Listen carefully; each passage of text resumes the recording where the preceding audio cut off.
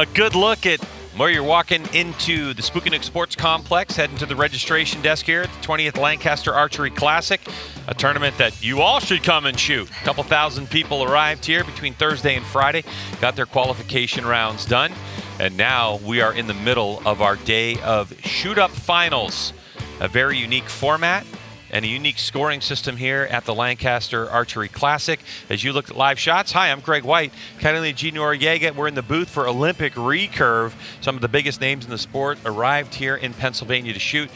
And Catalina, so far we've seen some awesome archery today. Yeah. It's been really good, really high level, so I'm excited to see the men's shoot. A lot of 11s on the women's side of things on Olympic Recurve, and the competition was high, and our champion was decided. We won't give that away in case you just tuned in, but decided by one single point. It's definitely matches worth watching.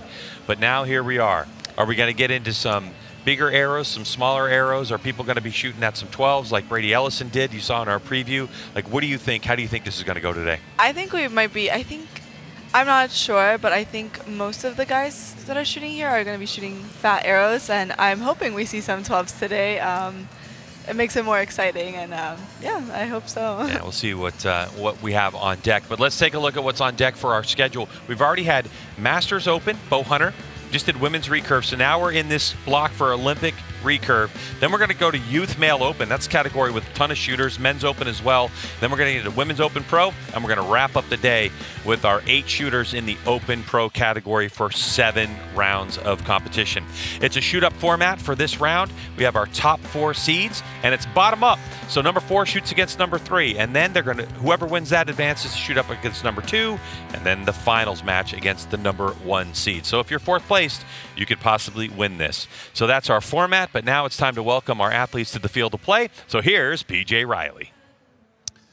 All right, let's get things started with our Olympic Recurve finals here. Our number 4 seed from Gallarate, Italy, Michele Frangilli.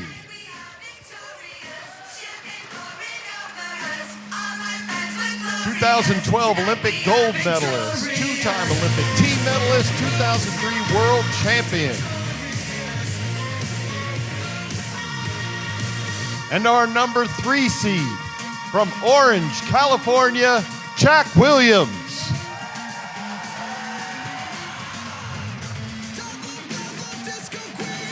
2-time classic champion.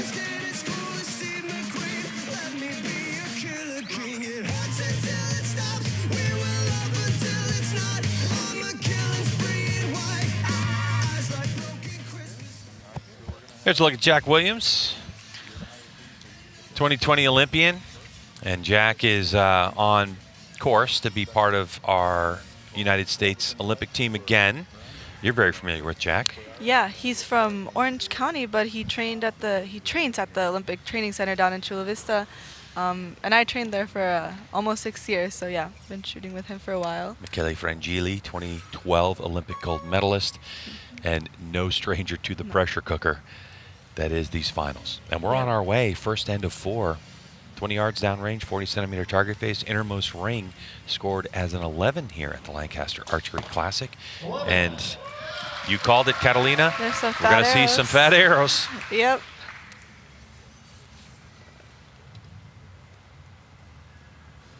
Interesting little button. Frangilli. 11-10 line. Also fat arrows. Looks like Jack shooting those Easton aluminums or aluminiums, depending on where you're from. 10. Okay. You can see Frangilli has a really unique shot process, and he's been shooting like this forever. Like he won his Olympic gold medal 11. with this technique, and it works for him. Yeah, you don't see that normal, that traditional, I guess you can call it traditional now, Korean way to break the wrist. I mean, he's just shooting at it. He's shooting at the target. 9.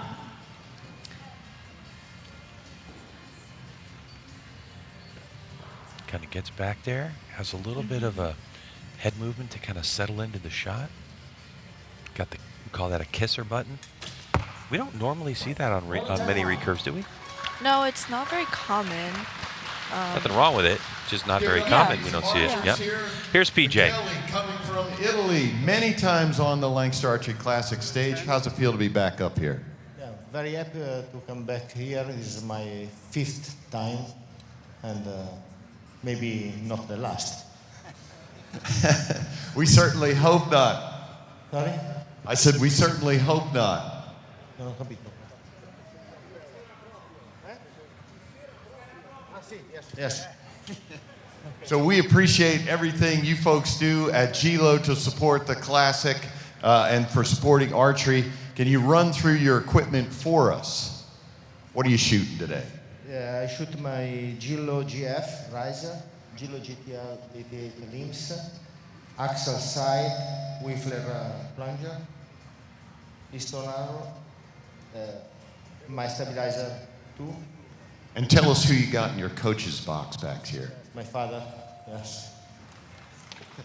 Thanks to the Frangillis for coming out here. Again, GLO, one of our longtime sponsors here at the Classic. We appreciate everything they do for us. And here's a look at how Michele got to his score of 31. It's 31-30. So Frangilli leads by a single point, heading into our second of 4 ends. And the Italian is going to shoot first on our target number 1. There is a 30-second shot clock, so there is enough time if a recurve archer or any other archer decided to let down and reset their shot. 11-10 line. And that's why you shoot those fat arrows, right? Catch those lines, yep.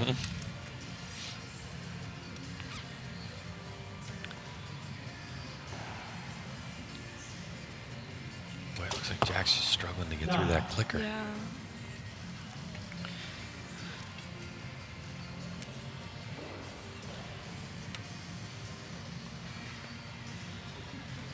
Frangilli settling into his shot.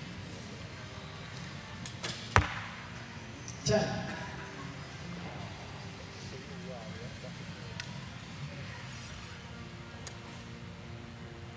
It's interesting how Jack, in his shot process, will have a look down. It looks like he's kind of looking at the arrow or the riser before Yeah. he addresses the target. Yeah.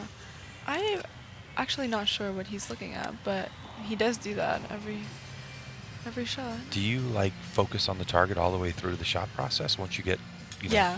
Yeah. I keep my eyes on the target.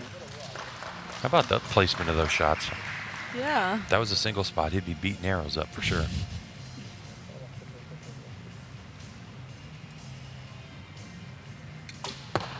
Yeah.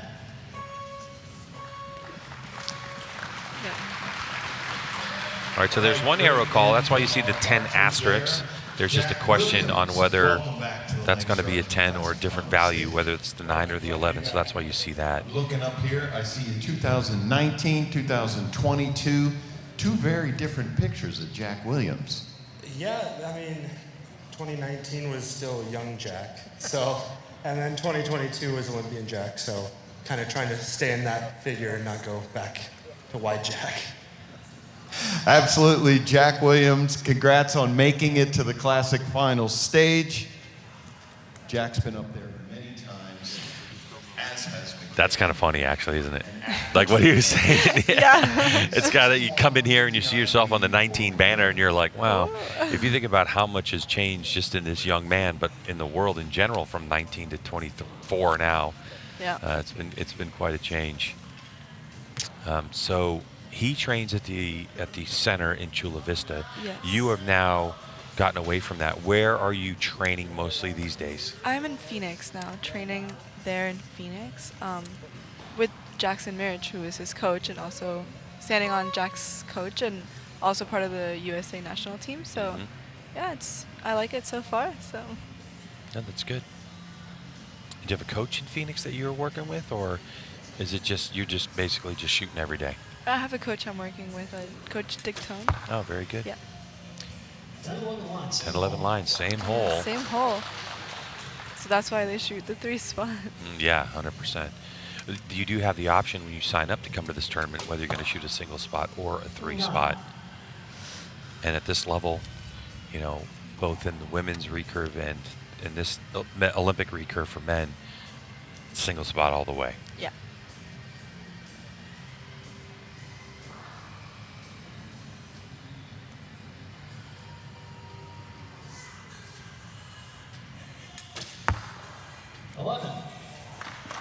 He's It's shooting very well. It's just a good, smooth shot, Yeah. right?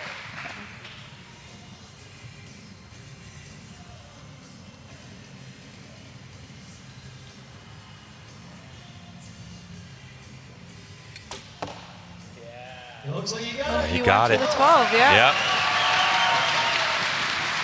I didn't even realize he went for the 12, but yeah.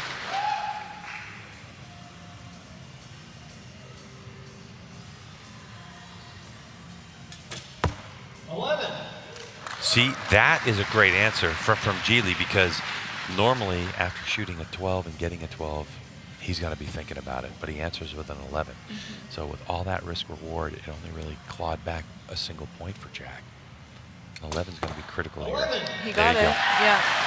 So I think Jack was playing a little bit the strategy there, because you only get 112 per end. So Go ahead and step on that button once there again. Jack, 32 the hard way. I knew I had to go for it there, so yeah. I appreciate the strategy. We had some folks yesterday who were a couple points behind, and they only went for it at the end, and it didn't help them. You're doing math while you're standing up here. Yeah, I mean, don't want it to be just out of reach, so kind of got to keep it in check a little bit. All right, Jack. Hoyt is another one of our big sponsors here at the Classic. Can you run through your gear for us? Yeah, I got the GMX 27 right now with long limbs, so 72-inch bow this year. Shrewd stabilizers, the Whiffler plunger, Excel sights and tab, Shrewd aperture as well, and 23 15s. All right, good setup there for Jack Williams. And he needed that 12, pulled him. We now have a 2-point match heading into our last end. Michele leads 93-91. Catalina, G. Noriega. I'm a compound shooter. What's a plunger? So good question. A plunger is what you see right there. It's on the side of the bow, like kind of sticking out just a little. And what it does is it helps the arrow come out of the bow cleaner, and like there's tension on it. The Whiffler plunger uses like magnetic tension, versus the biter plunger, like the traditional plunger, uses a spring tension. It'll help the arrow come out of the bow the way it's supposed to. Very critical tuning component on a recurve bow. And so for Jack Williams, he's hoping to catch a 10 line. So this is the final end of our shoot up. The winner of this match guaranteed a podium position. And there's a little bit of wiggle room. So to jump on this and capitalize, Williams needs to put it in the 11 ring. Yeah.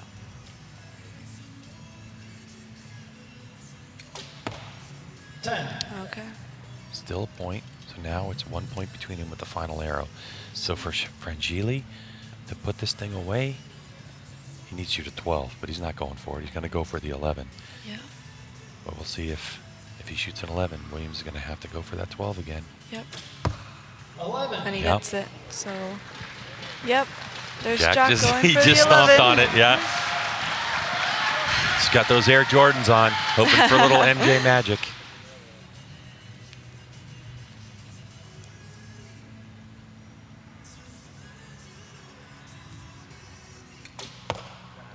Oh, just outright. Yeah. Good effort.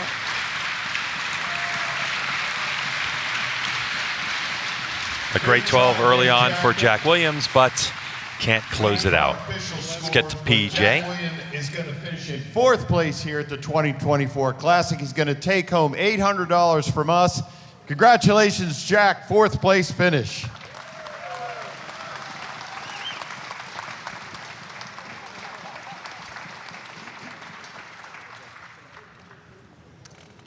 All right, so that is official 123-119 victory for Michele. And now we're going to bring out our number 2 seed from Brampton, Ontario, Canada, Devaang Gupta.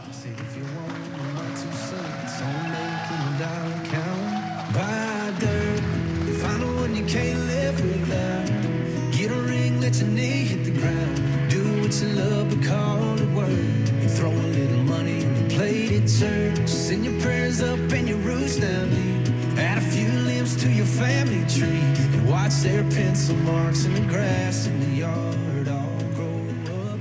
'Cause the truth doesn't bow.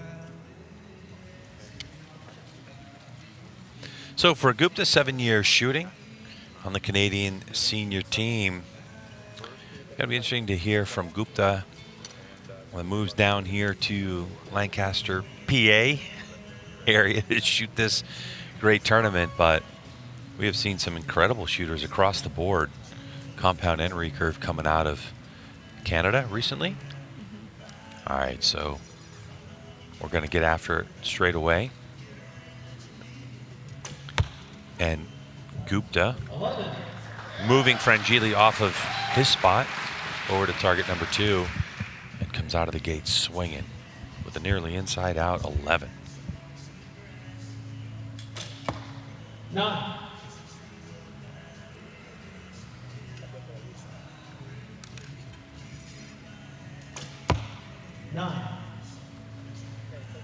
Good opportunity to keep taking a look at Gupta's shooting style. We'll have you talk about that in a little bit after we get a couple arrows under our belt.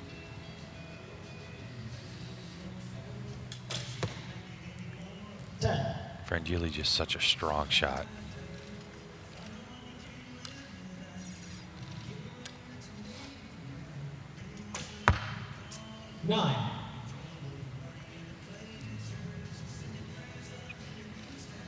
I did see Gupta grab a couple of what we call in archery confidence clicks.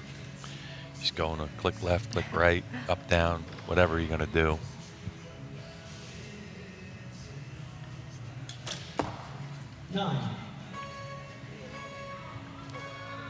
Okay, so after all of that, unofficially, both called 8-9 liners, possibly, they're calling them 8, possibly 9s. Okay. They kind of look like 9s. Let's go to PJ. Archery Classic final stage. I believe this is your first time on the final stage. Yeah, it's my first time on the finals, second time shooting the Classic. Second time shooting the Classic. Okay. You shot it once before, now you're up here. How's it feel? It feels good. Are the nerves flowing? You got lots of adrenaline in there? I think you're helping with that. All right. Hey, run through your gear for us, Devaang. We want folks at home to know what we're shooting. Yeah, I'm shooting the Win bow 850X with MXT limbs, XL sight, XL stabilizers, Easton arrows, Fairweather tab, and Biter plunger. All right, great looking setup there.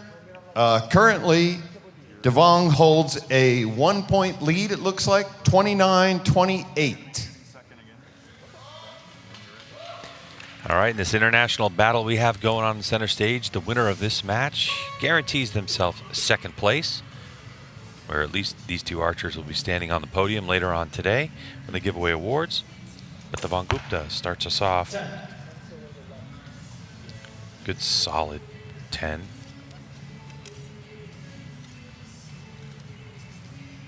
Being down a point, Frangilli and 11 here will get us all square. 11. Just like that. It's a 39 apiece. All right, taking a look at Gupta's shot.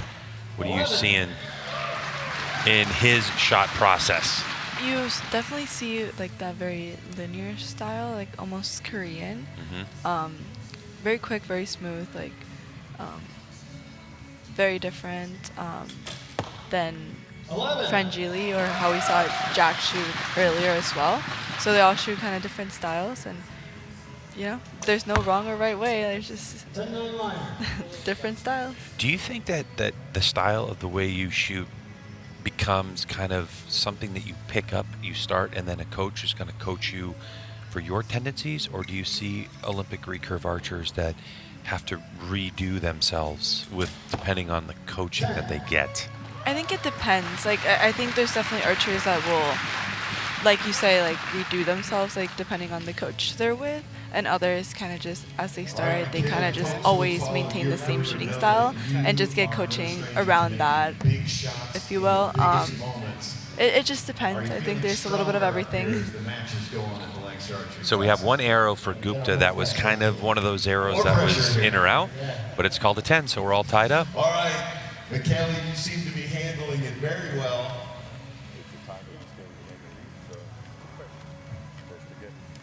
That is a confirmed score there. We have a 60-60 tie going into our third end. Give it up for these guys. All right, so here's a good recap of some of the shots that we're seeing from Gupta, and for Catalina G. Noriega, you're talking about that style of shooting.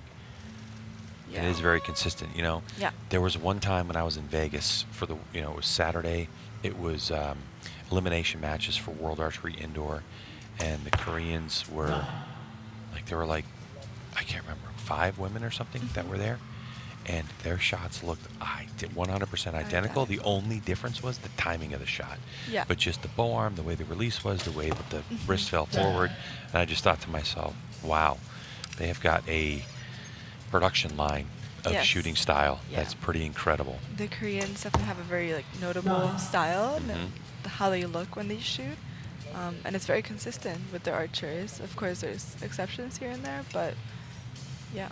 Yeah, you can see from Gupta there on that release that when it went off, it was low because you didn't see the traditional strong bow arm and the wrist break. It was him lifting his arm up, trying to get it back into the 10 ring. Yeah.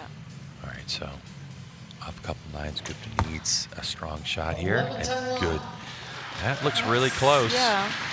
With that hole right there, it's hard to see for us with the shadows, but if that holds off as an 11, it's exactly what he needs to stay in this one. Yeah. Because after this arrow, we only have one end of competition remaining for this shoot up. 10. Wow. Okay. Frangilli's on it.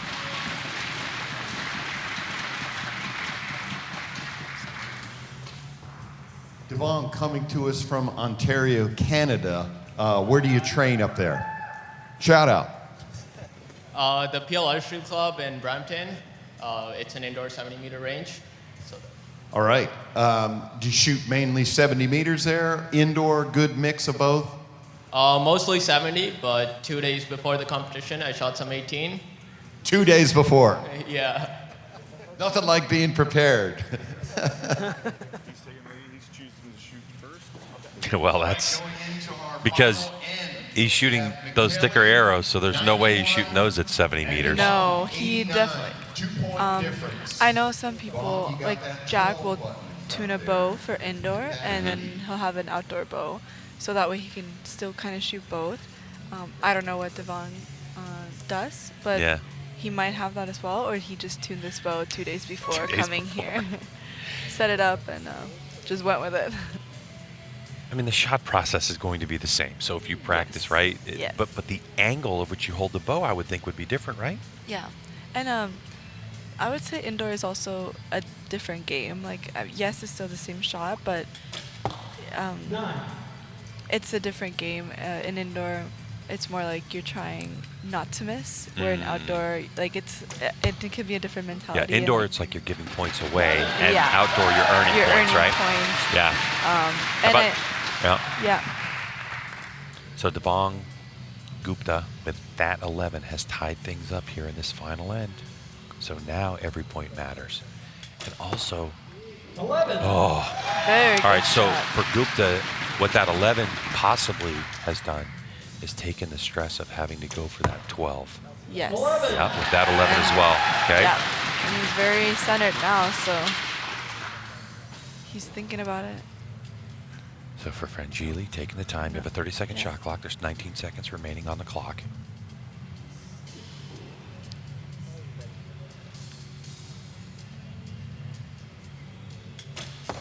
Yeah. Okay, All right. He's going for the 11. no 12 called.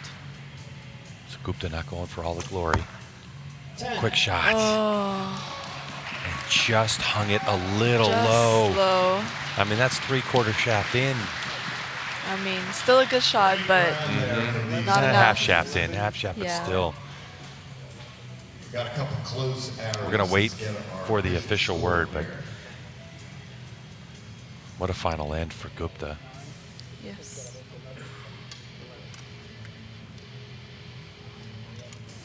Yep, 9-11-11 called. As we heard it, so. Hey, not bad for set up a bow on Tuesday. Or Yeah, not bad at all. all right, Very so victory good goes to shooting. Frangilli. And Gupta will finish third.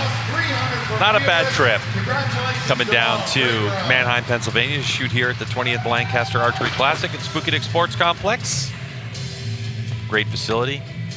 This place is so big, not only do we have a couple thousand archers competing, if you add the youth tournaments yesterday, it was nearly 3,000, but there's also great volleyball. Let's go to PJ. From Billings, Montana, Brady Ellison.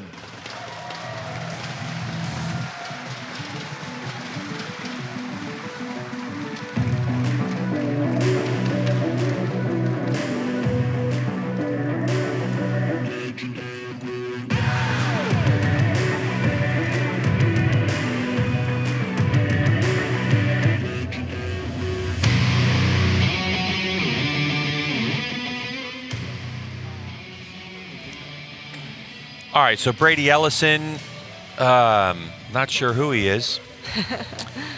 Career highlights, 900 in Vegas. He's got a couple other career highlights to go along with it, some world championships, Olympic medalist.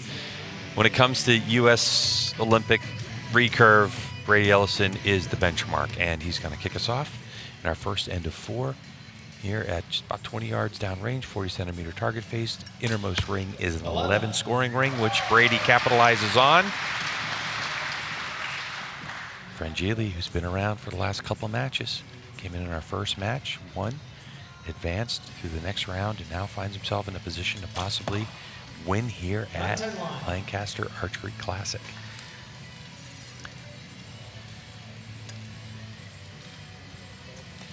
I do have to say, over the years that I've been commentating, I am a little surprised to see Brady shooting the fatter arrows during an Olympic year.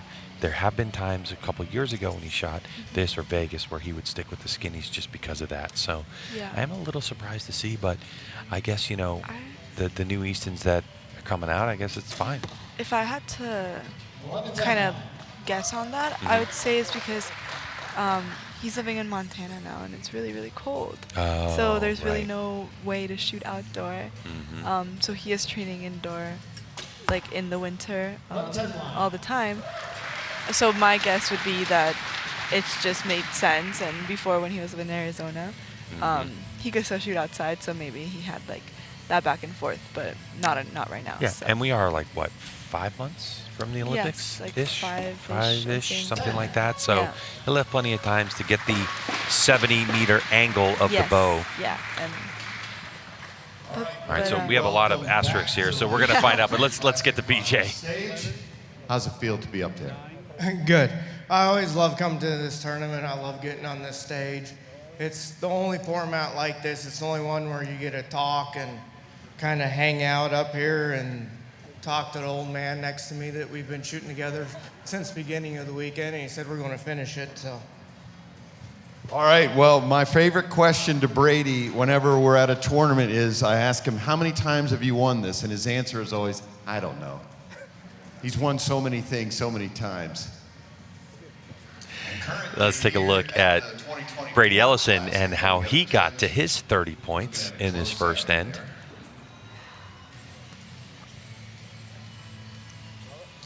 And Catalina, it's a strong shot. It has some traditional Korean movements in it, some not.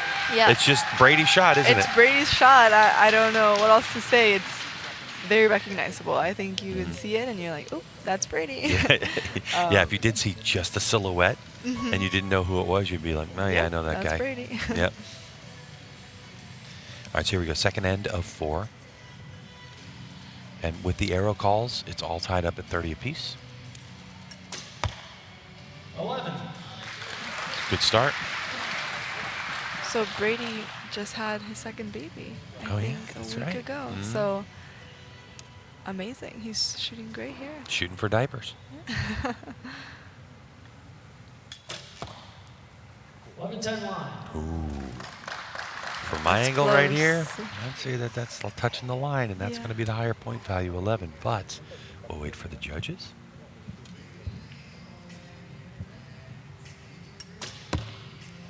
10.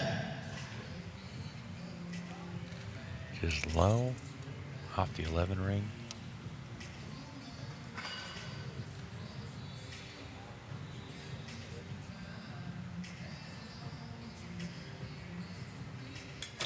Through the clicker and let it go, and a solid shot. The other thing about Brady too, I think, Catalina, is that yes, there's like a financial reward at this tournament, but there's not the glory of it. He's won it many times, so I think if Brady needs to take a risk and hit that 12 button, he will. He will, yes. He won last year by hitting that button, so Oh yeah. that was a very cool moment. And a video that a lot of shooters watch over and over again because it was a spectacular finish. 10. Okay. So, barring that arrow call, Frangilli, the 10-star, Yes. if it gets upgraded to an 11, which I'm predicting it might be, then we're going to be all tied up. If not, it'll be 62-61 after 2 ends. Here's PJ. Series 27-inch riser, long limbs for a 72-inch setup this year. Started shooting it last year, about halfway through the season. Absolutely love going back to a 72-inch bow. True Ball XL sights and finger tab, shrewd stabilizers, and aperture. And got the old Ellison Cobalts out this weekend, just having fun. And of course, shooting that new Gas Pro, or the new Gas Bowstrings Recurve Plus string that we came out with. That's right, brand new string that you helped develop. First time developing a string. How's that been going for you? It was awesome. It was a really long process, but I think we nailed it. All right, very good. It certainly looks like it's working for you. After 2 ends, we have Brady with a 1-point lead, 62-61.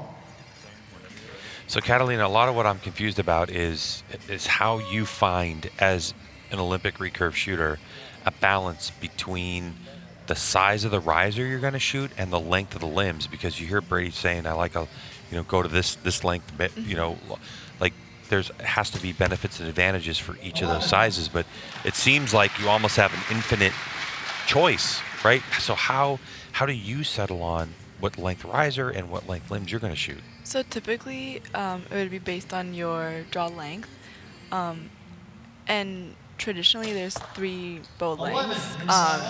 And Hoyt had this 27-inch, and then they didn't have it for a while, and then they just brought it back with the GMX3 27-inch riser. Okay. And since Jack is also shooting that bow, since they have a little bit longer draw lengths, I think they like that feel.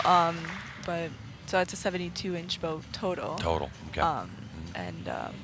Yeah, so there's a 72, 70-inch, 68, or 66. Wow. Those are the And you main can change that ones. too with just limb lengths, correct? Yeah. So you have the ability to try it. Ooh, 10. that's interesting. That didn't look like a great shot. Didn't look like Frangilli thought it was a good shot, but it still hung a 10. But right now we are seeing some outstanding shooting. 2 inside-out 11s, 1 for each of these shooters so far in this end. 11. Wow, great going, end. Yep, going Yeah. 33. This is where Ellison is starting to get on the gas. So now that's 4 in a row for Brady Ellison on the 11 side of things.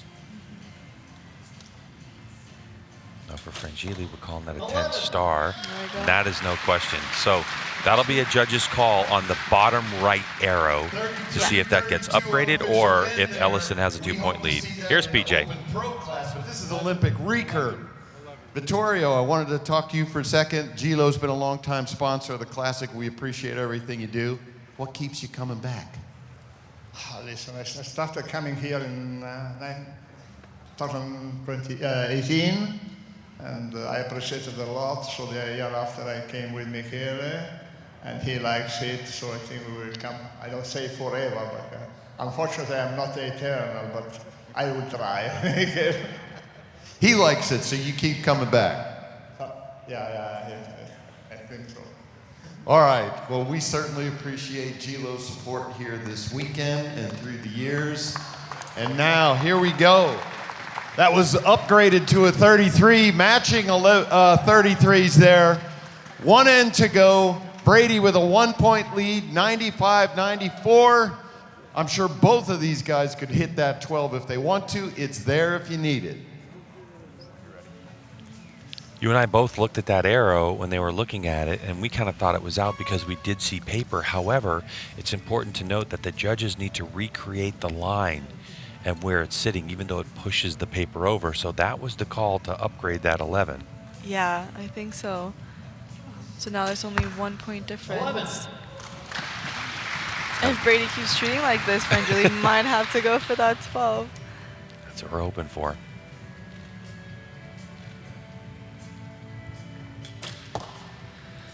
Dropping it low. This is the final end of competition to decide who is going to be the Lancaster Archery Classic champion. 2 arrows to go for Brady Ellison. 11. Oh boy. Yeah. He caught He's fire. on. Yep. That's now 6 in a row for Brady in the 11 ring.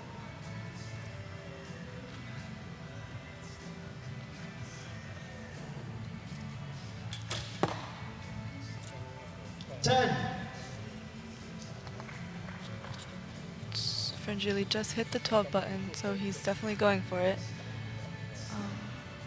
Frangilli was our 4th seed coming in here and has had an outstanding run up to this position. 11. Yeah, he is pumped. Yep. He's still going for that 12, so just for fun.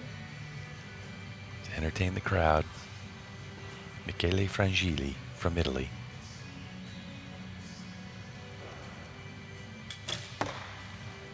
Oh. Okay. I don't think he went for it. He called it, but he didn't go for it. Yeah. Yes. Good shooting from both. Good shooting. All right, so Brady Ellison adds another item to his resume and some diaper money. Here's PJ. $4,000 from us, $600 from Gilo. Give it up for Michele Frangilli.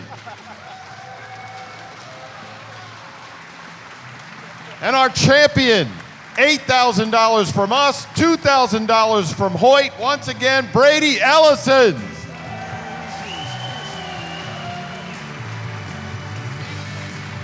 Does that ever get old? No. All right, Brady, so this is an Olympic year. This is not Olympic format, but how does this help you prepare for the Olympics? I mean, anytime you get in the spotlights and you get under that pressure and conform is going to help. It doesn't matter what you're doing, like any pressure situation you could put yourself in and you could come through, you learn things or you learn what you're doing is okay is going to help with the games. All right, you got another 900 in you think? I don't know.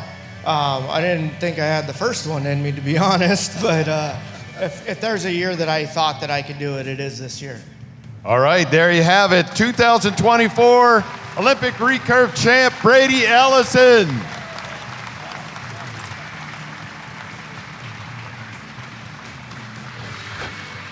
Nothing like doing it with 7 11s in a row on the way out, Catalina. There has been some great shooting here. And what is your summation of what we saw in Olympic recurve? I think the level was really high, and I mean, 7 straight 11s from Brady. That is impressive, and everyone just shot